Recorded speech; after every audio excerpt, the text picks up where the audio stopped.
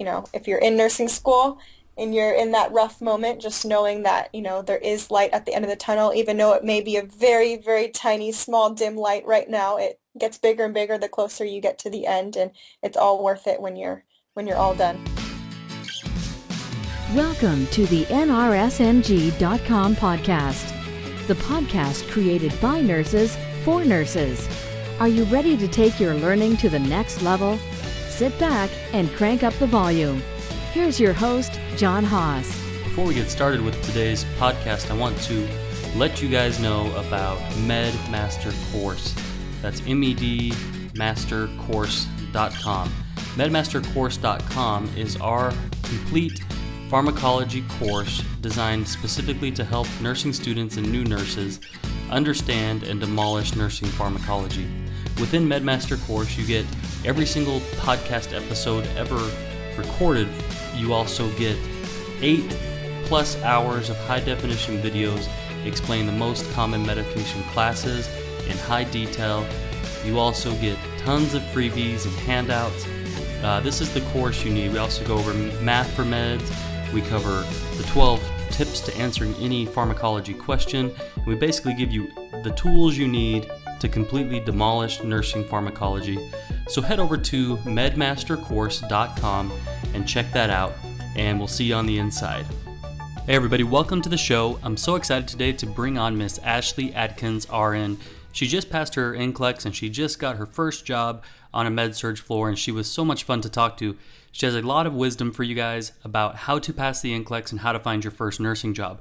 She actually showed me some tips and tricks for finding a job that I hadn't even thought about before.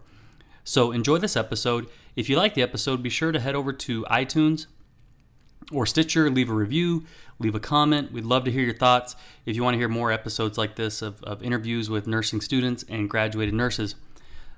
Also, there's a little tiny buzz for the first 8 minutes of the episode. I'm not sure what that is, but it goes away after 8 minutes. I tried to kind of cancel it out as much as I could. But anyway, this is Ashley Adkins, and you guys are really going to love this episode. All right, so I'm here today with Ashley Adkins. She is a YouTube nurse, just passed the NCLEX and got a new job. And so I was really excited to talk to her and kind of discuss her experience with that, to show you guys that there really is hope after nursing school. I know it's easy to get stuck in the grind of nursing school and just feel like nothing is going to change after this. But Ashley has just recently had a lot of success with passing the NCLEX her first time and then getting a job right after school. So welcome to the show, Ashley. Thank you. Thank you for having me. You bet. And I'm excited to talk to you. I wanted to just kind of get your thoughts on passing the NCLEX and getting a job and see what you can share with us. Yeah, definitely. You bet. So tell us kind of a little bit about yourself, and then share a bit about your journey in nursing and yeah. Yeah, so I was born and raised in Arizona, and I actually went to school in Arizona at Arizona State University to get my BSN in nursing. And so just finished up school last month. It's been a month and 3 days, not that I've been counting or anything. And I moved up to Washington after I graduated to come be with my husband, who's in the military up here. So it's been fun kind of moving in and getting everything settled. So just graduated, moved, and took the NCLEX about 2 weeks after I graduated and passed that. And so it's been an exciting past month for me. Yeah, for sure. Did you take the NCLEX in Washington, or did you stay in Arizona to take it? I took it up in Washington. Okay. Was that hard, getting all the permission to take it there while you were still in Arizona, or how'd that all work?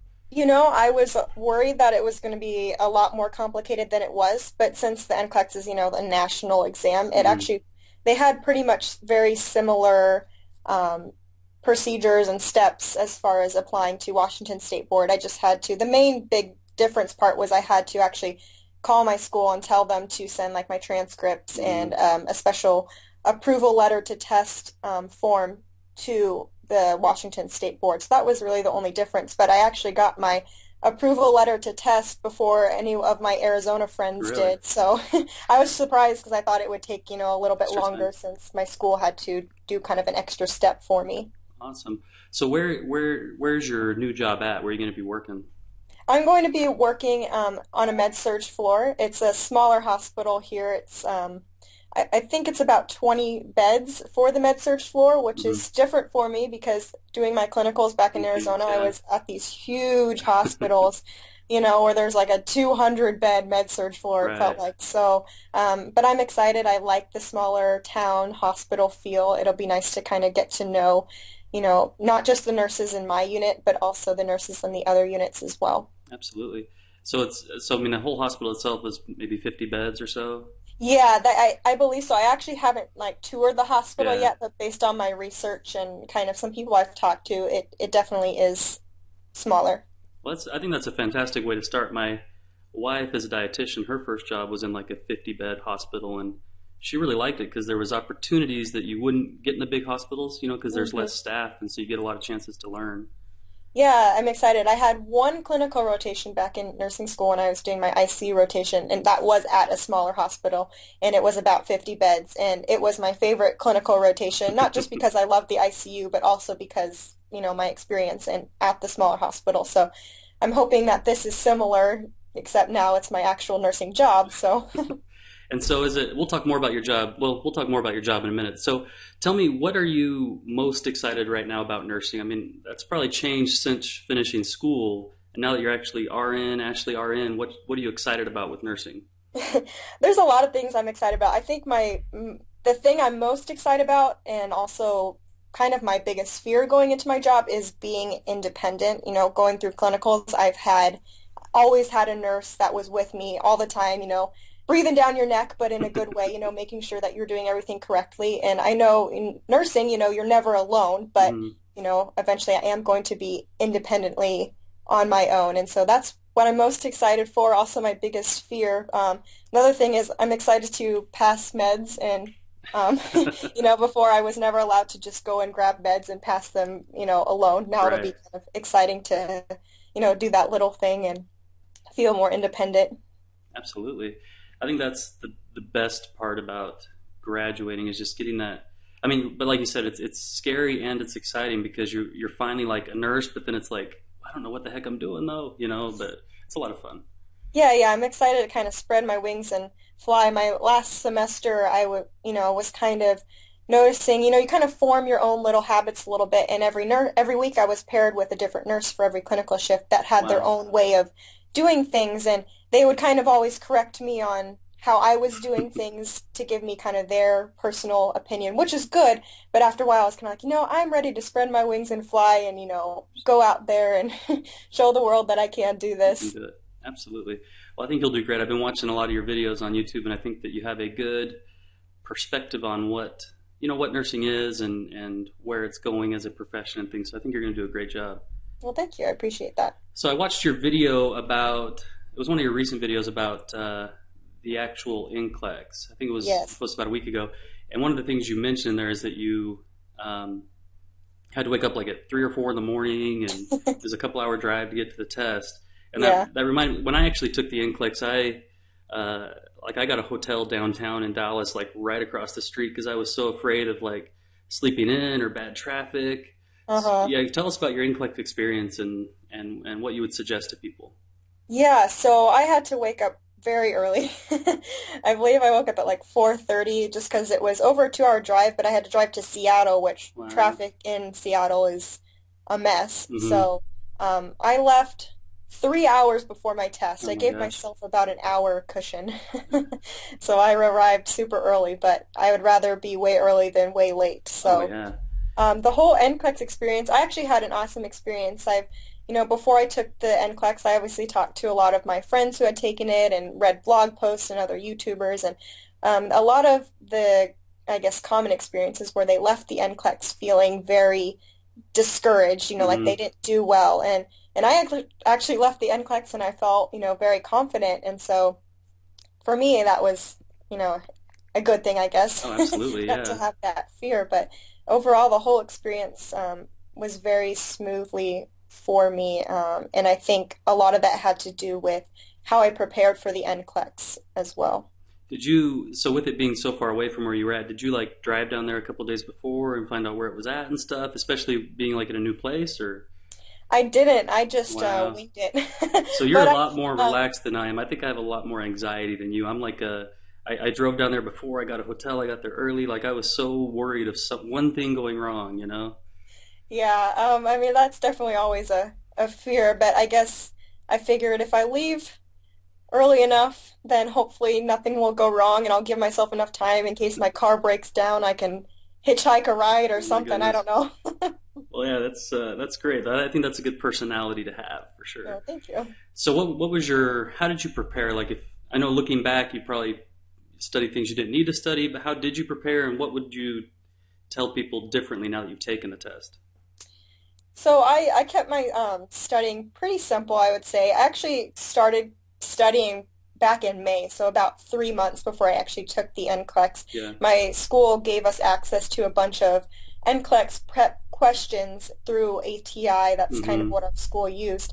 And I just started doing, anywhere from 50 to 100 questions a day and anywhere up to, sometimes I do about 300 a day if I wasn't as busy.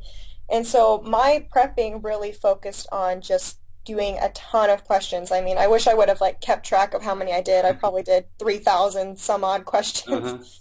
Uh-huh. Um, but talking to a bunch of my friends that have taken the NCLEX and how they prepped, a lot of them said the biggest thing that helped them was doing a bunch of questions Mm-hmm. over and over. And I agree. There's so many, great resources out there. There's a lot of prep courses, which nothing against any of the prep courses. Those are great as well. But I think the biggest thing is just getting used to the style of questions and answering the questions how, NCLEX wants you to answer them, not how you think you should answer them. Exactly. And that's kind of the way I prepared too. My biggest thing was questions, questions, questions. And one thing that I found that a lot of students and nurses get into though is they like to they like to do good on their practice tests, right? So they start taking more and more things that they're familiar with. Hmm. And what I found helps more, and it's hard to do sometimes, is to try to find the areas that you're weakest in and take as many questions in that as you can, and then slowly become better in those areas. If that Yes. makes sense, I don't know. Yeah, no, it's definitely disappointing when you take a practice test in an area you're not good in and you get a 40% Hmm. versus when you score an 80% on a section you're good in. And I noticed I did that at first too. I was, very good at OB and like pediatric tests. Uh-huh. And so I would do a bunch of those. I'm like, oh, I'm very good at I'm so these. But smart. Yeah. but you look at the NCLEX overall, and what's the main thing on it is going to be med-surg, like Exactly. the adult health questions. So towards the end, I would say my last month or so, I really mainly focused on med-surg, and on my actual NCLEX, I maybe had two or three OB and peds questions, I'm which sure you hopefully got I them got right those though. Yeah, right. I'm sure you got them right. But Yeah, hopefully I got those ones right. But definitely, one thing, not that I wished I'd changed, because I kind of changed it towards the end, would definitely be focusing a lot on med-surg, hmm adult health, not basic questions, but the bulk of nursing is basically adult, med-surg, yeah. so that's going to be what's on the NCLEX a lot as well. I'm trying to think back to my study time too, and I don't think that, because that's kind of the way I approached it. I was like, okay, what's going to be the biggest chunk? And then Hmm. so I don't think I even studied mental health or OB at all, because I was like, well, I mean, I might get a couple questions, and if I don't get them right, that's fine. Hmm. And then when I took the CCRN last year too, I did kind of the same thing, like, because they give you a breakdown of exactly what they're going to ask, kind of like the Uh-huh. NCLEX does too. Yeah. And so I just left out everything that was under like 5%, and I was like, I just got to focus on what's going to matter the most, Yeah, yeah. You gotta take the gamble. And what's funny is I actually on the NCLEX had a ton of questions on cancer related Weird. topics, Yeah. which that's one out of every med surge sort of topic. I would say cancer is one of my weaker Yeah. topics. Uh-huh. So I was just like, are you kidding me? Like Stop out of it. every topic, they choose to give me all these cancer questions. That is weird. Yeah, that's kind of strange. You know, So ATI was like your biggest resource. Did you use anything else or any I other books or used anything? I didn't use any books. I used ATI and the NCLEX Mastery app. And I Mm, actually, now that I've taken the NCLEX, I think the NCLEX Mastery app had the most similar style of questions mm-hmm. on the app as to the actual NCLEX. Okay, great. So that's actually, I think it's like a $20 Yeah, app. it's I know you actually, can get it on your phone and on your laptop, I think. But mm-hmm. I liked that resource. You could, study based on certain categories, or you could make like a mixed up test where it was just random. and it would, break it down to how well you were doing on the different categories and how long you're spending on each question. And so I thought it was a great resource. Fantastic. And so what would you do different now that you've studied? I guess like a couple specific things you maybe did that you would have done differently. Um, I wouldn't change necessarily what I did. One thing that I might have added that wouldn't have hurt me was to actually use an NCLEX prep course, such as I know there's like Kaplan is the huge one, and Hearst to they kind of break down more so how to answer the questions. So that's one thing I could have added into, I guess you could say, my NCLEX studying. But I don't really have any regrets on how I studied. Obviously, now that I've passed, it's like, easy who to cares? say. Yeah. But yeah, so that's one thing that I could have added in, and I know a lot of my classmates did it, and they benefited from it. So Now, let me ask you this, if you don't mind answering. How did you do well in school? yeah, I actually graduated school at the 4.0. So Excellent, good. So that's where I want to go to that then, kind of, because I didn't take any sort of like Kaplan or anything course like that either, because the way because I feel like those are almost kind of more tricks. Like they teach you the tricks of answering questions. You know what I mean? yeah, Where I no, think I like agree. taking the questions and learning the knowledge, if you can learn how to, like if you know what heart failure is at its core, you don't need a trick to answer a heart failure question. You know what I mean? Yeah, yeah, no, I agree. And kind of my whole approach through nursing school was I'm not going to memorize things. I'm going to Mm-hmm. understand what's going on. And so I think that benefited me in the end and doing well in school. I actually, a lot of the nurses that I talked to about like, should I do a prep course? They said, no, look how well you're doing in school. Right. You don't need to, don't do a prep course. You're going to be fine. Yeah. But, again, it doesn't hurt to actually do one if, you have bad test anxiety or, need Right. that extra practice. And I think it does help. Like you said, I think it helps those people that may struggle more with tests or test anxiety, because I think like with the Kaplan, I think they call it the decision tree or something like that. And Yes, yeah, so yeah. yeah, and so they teach you a method of answering questions. But I think if you prepare well in school, and that's kind of what we try to do with our website, and that's why I like you and Nurse Bass and Nurse Merce and stuff too, because I don't believe fully in like mnemonics and tricks. I think getting to the heart of the disease process, then you can think forward and kind of understand what the question is asking. Yeah, no, I definitely agree. And one of my nursing clinical kind of persons that I was paired up with, they told me something that I think a lot of people can relate to. They said, in the past 2 years or however long your nursing school actually is, the actual nursing program, you've been preparing for the NCLEX. Your Right. teachers have been giving you these NCLEX style questions on your test, and you just spent all this time preparing for the NCLEX. So, think about how you did in school, and Hmm. that's going to, reflect on how well you do on the NCLEX. Absolutely, and I totally agree with that. So your scores come in the mail, or you look online, see you pass. Take us to that moment. What did you do? Did you celebrate? Yeah, it's actually kind of a little bit of a funny story. So I took the NCLEX, and I was checking on Pearson View, which is Hmm.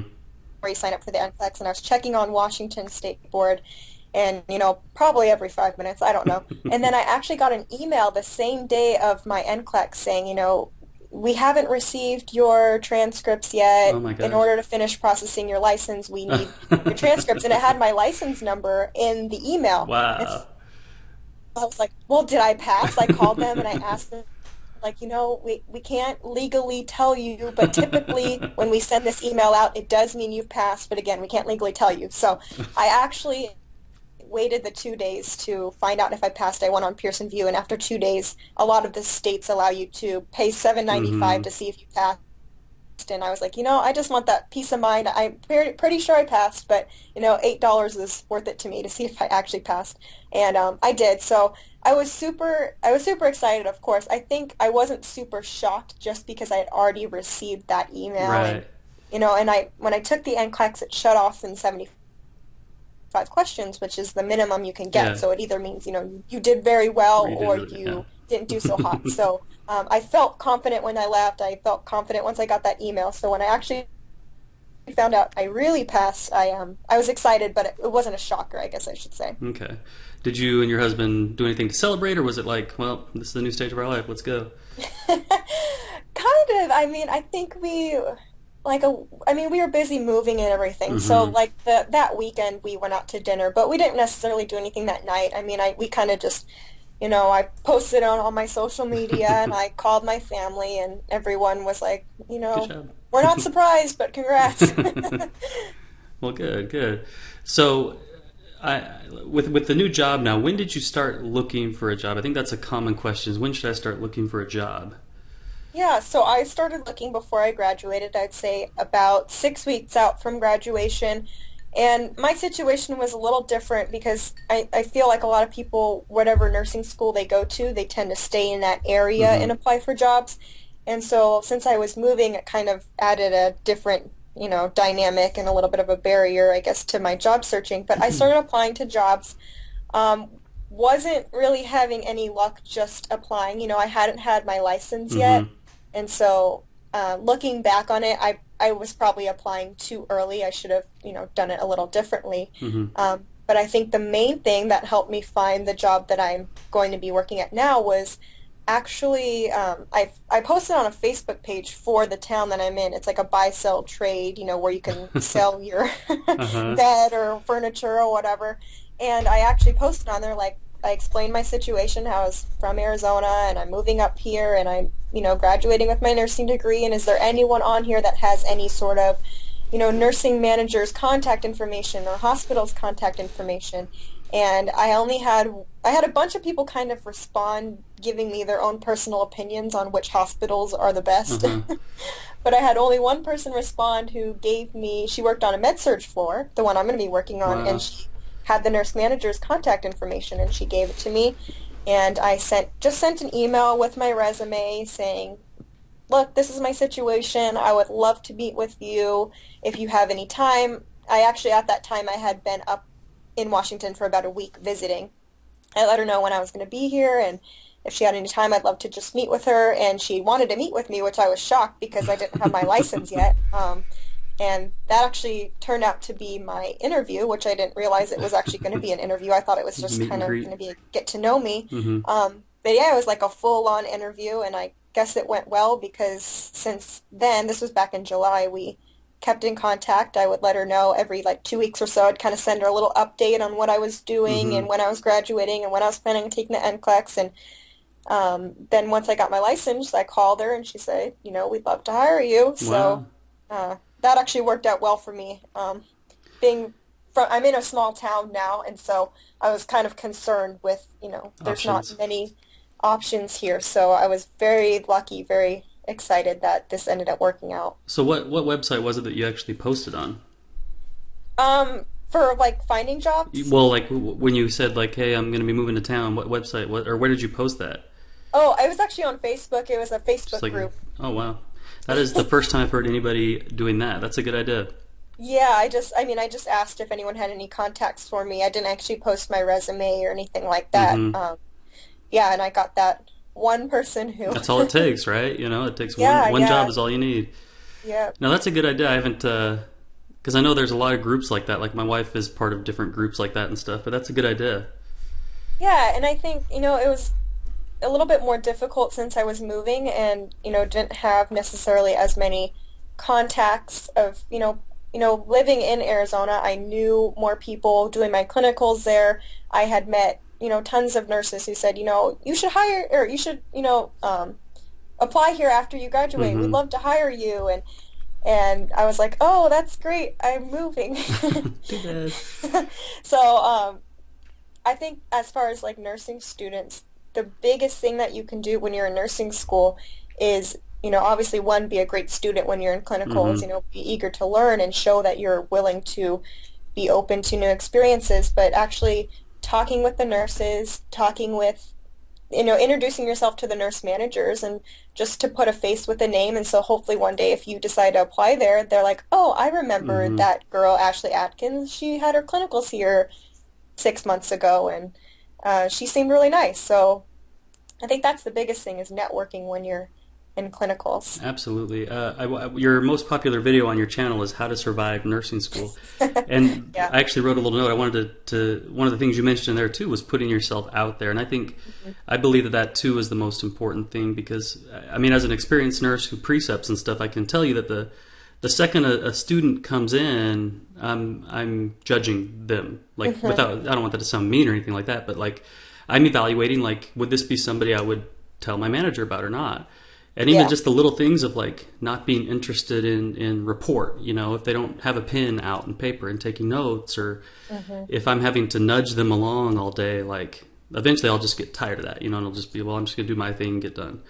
So I Yeah, think, no, yeah, putting definitely. yourself out there is essential because if you're hoping to get a job or if you're hoping, to be respected, because I mean, you're working now in a small hospital. I work in a much larger hospital, but even large hospitals are small places. You get to know everybody within the hospital very quickly, and your reputation will spread. And you want people to respect you.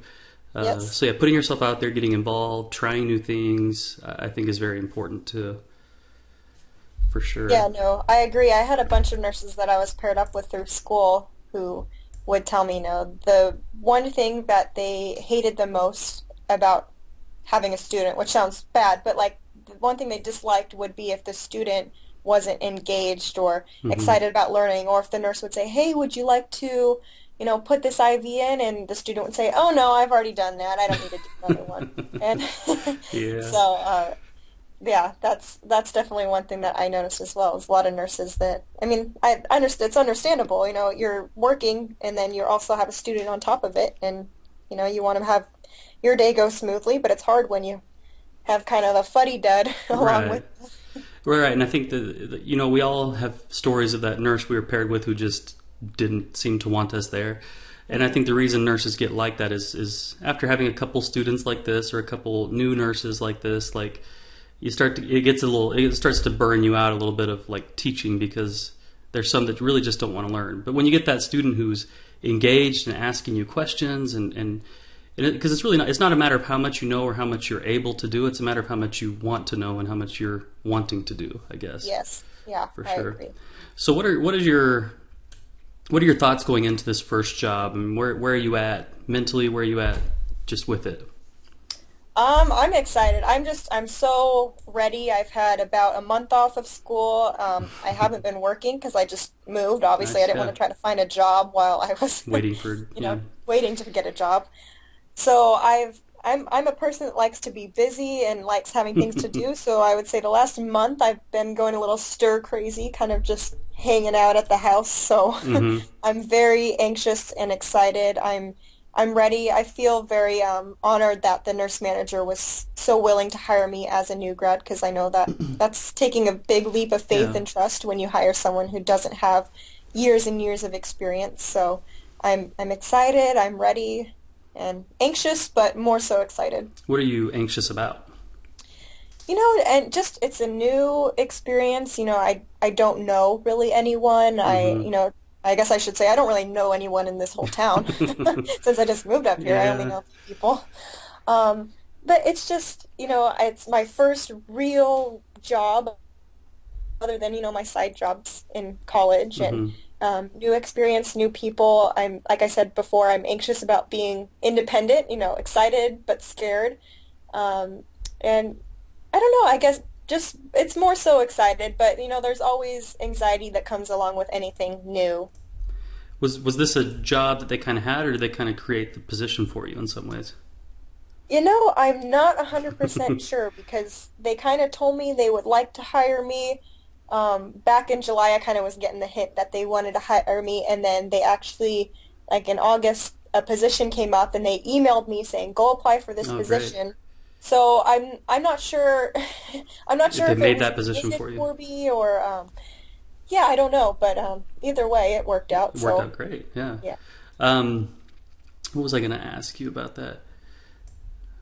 I don't remember. So where do you want to go with your nursing career? Like, what is your goals? I know you kind of told me a little bit in the emails, but what are you planning to do? Yeah, so I mean, right now I'm obviously going to be on a med-surg unit, which I'm excited for because I think med-surg is going to give me a very great foundation broad knowledge spectrum. I'm going to learn a lot and learn a lot about the biggest, I guess, disease processes and things that are most common in adults. But eventually I see myself going a couple of paths. I would love to go back to school, whether that's to just get my master's in nursing or that's to get my nurse practitioner. I haven't quite decided on that. I know I definitely want to go back to school eventually. But I do see myself eventually going to the ICU, doing critical care, getting my CCRN is a big goal for me. Good. Back in my ICU clinical rotation. I always knew I loved ICU. I love adrenaline. I love critical thinking. But I think the biggest thing is I looked around at all the nurses there. I'm like, wow, all these nurses are so smart. It's like, I want to be like that. Good. So, yeah, it was motivating for me to see like, wow, how they just know so much. I mean, it's like a whole new level. They're titrating drips. I mean, they're keeping this patient alive, like not on their own, but pretty much on their own. I mean, you always have backup, but I mean, it was a great experience, and I hope to one day to hopefully go to the ICU and, gain experience there as well. I'm probably a little biased myself, but I love ICU nursing. I think it's because like you said, I mean, there's so much involved with it. Not that it's harder or better or anything than med-surg by any means, but I don't know how to say it without, it's awesome. ICU nursing is incredible, and I think that's a good goal to have. When we do have nurses transition from med-surg into our ICU and go through the internship and stuff, in some ways they're a little bit bored, because they're used to taking care of 6 patients and managing their time like incredibly well. And then they come to the ICU and have 2 patients, and they're like, well, now what do I do? So it's a completely different beast. And I have a lot of respect for med-surg nurses that are able to do it, because like when I'm charge nursing and go to staffing and stuff like that, we talk about staffing throughout the hospital. I hear the med-surg nurses, they're all at 5 or 6 nurses apiece. The charge nurse has 3 nurses themselves, and then they come around to us and we're like, we have 30 patients and we have 15 nurses, so everybody only has 2 patients, and I don't have a patient as the charge nurse, and it's completely different. But I really do love ICU nursing. Yeah, no, I do too. Yeah. So now that you're out of school, you've had a month to kind of contemplate on your journey through nursing school. What would you change, or what would you do differently if you were to actually be in charge of like a nursing curriculum? Well, one of the things that they did during, I guess, my school, they did this different style of learning. It was called flip the classroom. I'm not sure if that's a technical term or something they just made up. But it basically was, before you came to class, you had to do 3 hours of class kind of prep work. That was just, I guess, like the average number. Like they would put their lectures online, they would require the readings, which is different. For actually, I had one class like this, I should say. All my other classes, they were you would of course do the readings before you came, but you'd show up to class and they'd lecture. This was different. You'd have to lecture, you'd get the lectures before class, and then you'd come to class and you would do activities, like based on the lectures and the material. So it's like you were learning the materials, and then you come to class and you are applying the materials. Whereas my other classes, you would come to class and learn, and then go home and try to still learn. Yeah. And I think looking back, a lot of people, since we only had one class like this, didn't like that style of teaching. I enjoyed it. I thought it was nice to have the lectures online at home that you could always re-listen to. Yeah. But I think one of the things, like as far as nursing curriculum, was that was such a great way to learn, even though it was different from, the different types of other classes that I had, because you learn the stuff at home, and then you went to class and you actually got to do activities, like hands-on activities to apply it. And, in nursing, you can read stuff in the book all day, but until you actually go and apply it, you don't really know it, if that makes sense. And that's like anything, you don't really know something until you can apply it, teach it, dream about it in your sleep. So That's definitely something that I think, I know some schools are transitioning into doing that style of learning, but that's definitely a different type of curriculum, way of teaching that I enjoyed and think that a lot of students can benefit from that as well. What course was it that did that? It was pediatrics out of all Interesting. things. Yeah, it was interesting. It was different, but it was a good type of different. No, I think that I that sounds like an incredible way to learn because it kind of puts it into the student's hand to do the learning, and I think that's important. But it also gives, like you said, the support and the resources that you have a professor that knows what the heck they're talking about, and they're there to help you. Yeah, But you're learning. it was a lot of people that didn't like it. Their main complaint was, well, I don't have time to listen to 3 hours of lectures before class and then come to class and play games. Which it wasn't really games, but some, it's peds, so They're kind of some kids missing the like point games. of what it was, maybe. Yeah, but I mean, in nursing, I mean, you're constantly learning. I've heard from so many, especially new nurses, that they say they go home and they read, they learn more things because, you never know everything as a No nurse. way. And so it's just, nursing school is all about preparing you to hopefully be a good, a real nurse. And I mean, you're always learning and you have to kind of take that responsibility upon yourself when you don't know something to learn about it. And that's kind of what this class prepared us to do, was to, manage your time to learn about something before you actually came to class and learned more about it. Do you think that learning method is part of the reason why OBPEDS was your favorite subject, or?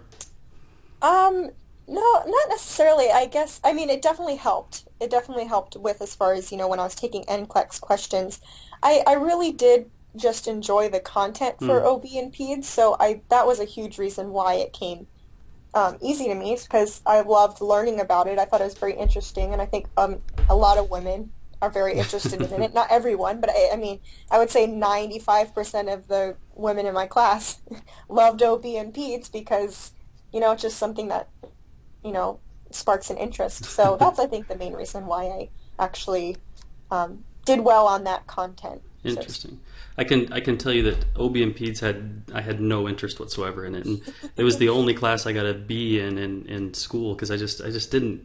I mean, I had kids, Uh-huh. but like the whole OB, like I went to it, I tolerated the clinicals and stuff, but it was more like oh man, I got to go to clinical again this week, and because I Yeah. knew I didn't want to work in it, and it was like, and part of the knowledge, applies to the whole gamut of nursing, but a lot of it, it's very specialized, and I just wasn't too interested in it. Yeah, I definitely. I had actually, it was an ICU nurse instructor for me. She said she hated OB, which is funny because, she's a woman, so you think, oh, don't you love OB?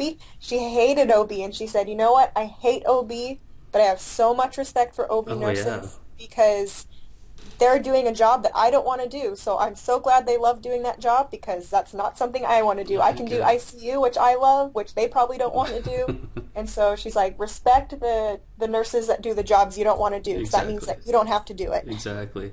And that's what's really cool about nursing is there is so much you can do. Like I work in a neurological ICU, and so it's incredibly specialized. And Hmm. yeah, I mean, I don't have to know OB and peds. We have a huge pediatric ICU, but like I never go there. There's no need for me to ever be there, and it's great that you can kind of become specialized in where you kind of fit. Yeah, no, definitely.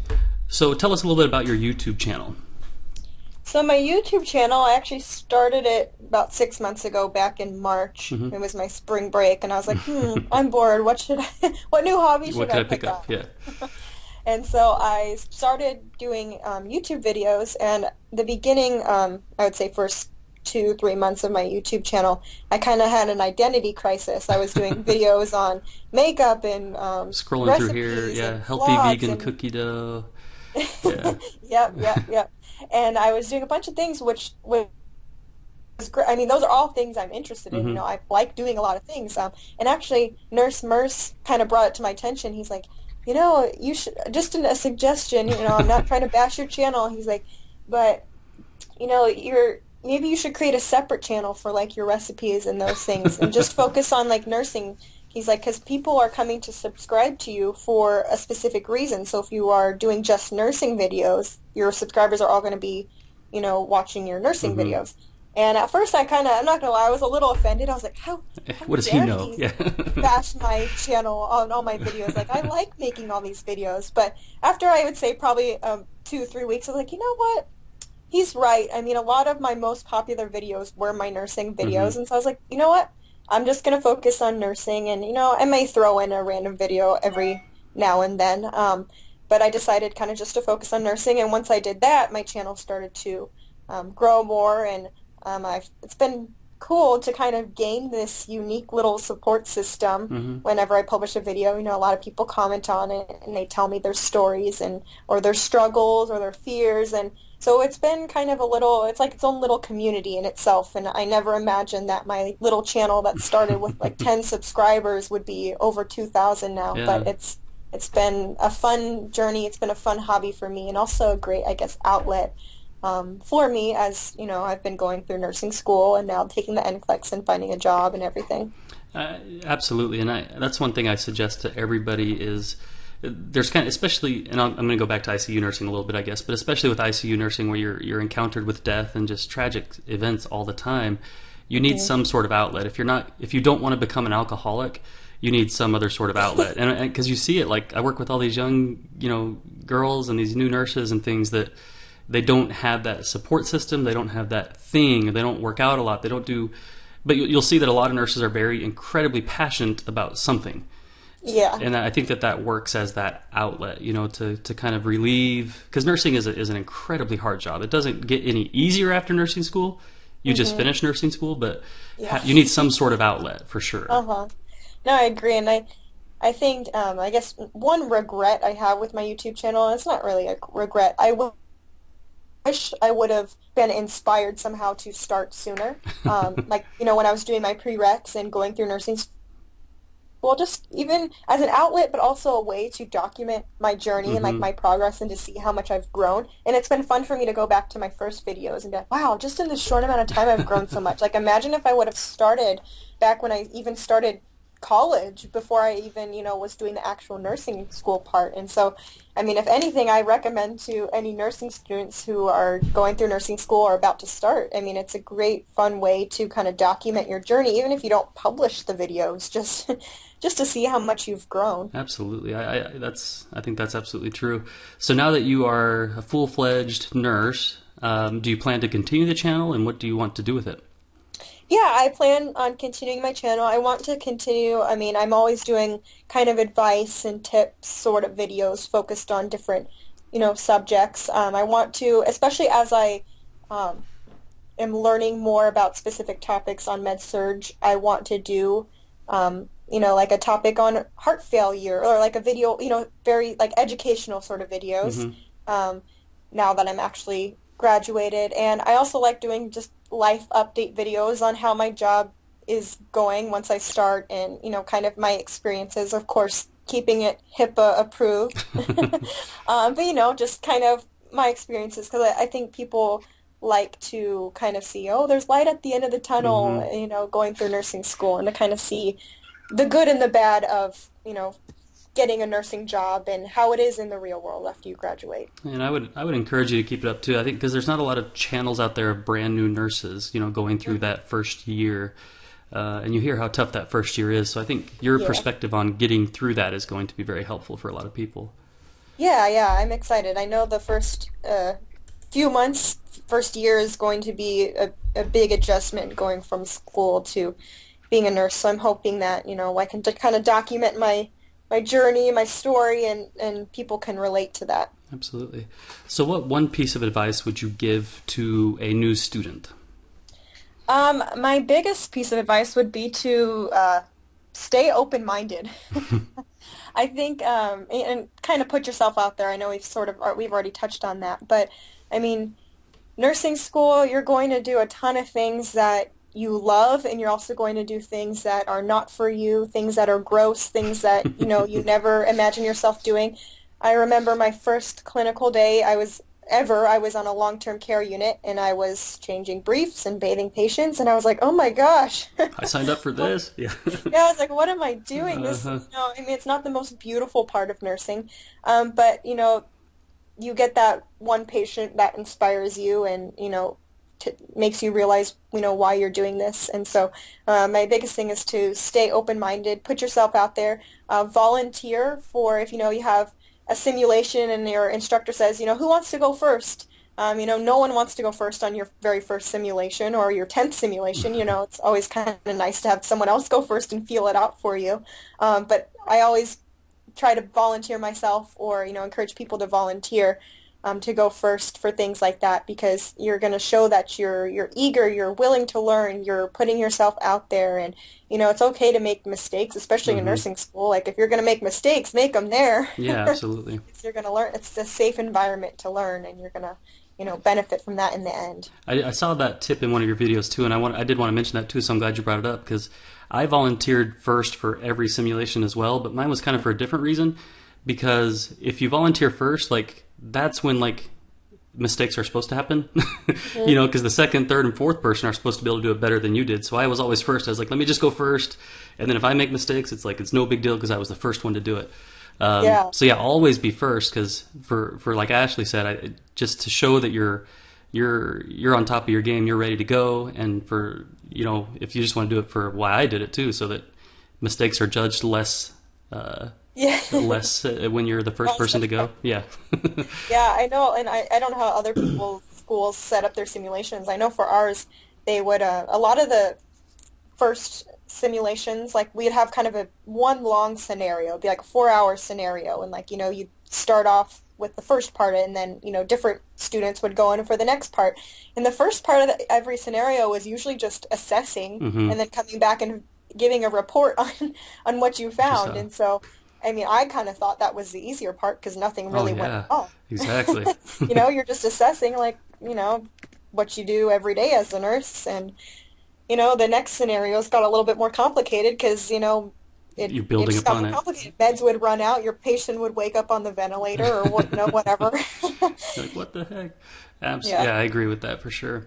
So for those that are about to take the NCLEX, what would you suggest? Relax. It's going to be okay. No, I mean, depending on how far out you are, I mean, doing a bunch of questions, just keep preparing. I like to always, this was kind of my motto going into tests in nursing school as well. I like to always go into my exams knowing that I did everything possible and I felt, like even if I had another day, like I've done everything possible up to this moment to study for this exam. And so I'm going to go in knowing that I have prepared every way possible, no matter if I get a B or whatever.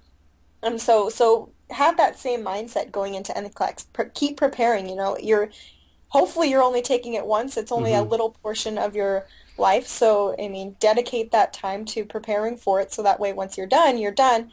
And then I like to recommend, and a lot of people have recommended this to me as well, the day before the NCLEX, take a break. You've probably been studying your mind off, Mm-hmm. the past few weeks or months, preparing for questions. Doing 100 more questions the day before is not going to make or break your NCLEX test score, most likely. Mm-hmm. And so just taking that day to yourself to kind of do something fun, get your mind off of it. I mean, you're going to be nervous, you're going to be anxious, thinking about the test every second, but kind of giving your mind that little mental break so you can go in the next day and be prepared and, like a fresh start, sort of. Exactly. And also, I mean, if you don't pass, it's not the end of the world. I mean, I work with a lot of nurses that are incredible nurses that didn't pass the first time. I mean, you have about an 89% chance of passing the first time, but if you don't, it's like you said, it's not the end of the world, and you still got a lot of future ahead of you. So, Yeah, no, I agree. well, thank you very much for coming on. Is there anything else you would like to tell people, where they can find you? Anything else you'd like everybody to know about you? Yeah, so I mean, I have my YouTube channel. My name on there is Ashley Adkins RN. And through my YouTube channel, you can find my other social media. I mean, I post pictures and all that fun stuff about nursing, but I also, share my life story on there as well if you're interested in finding more about me.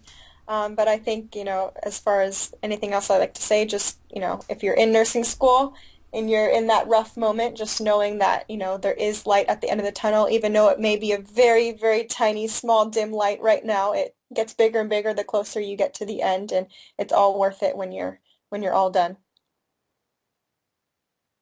Thank you for listening to the NRSNG.com podcast. Visit us at nrsng.com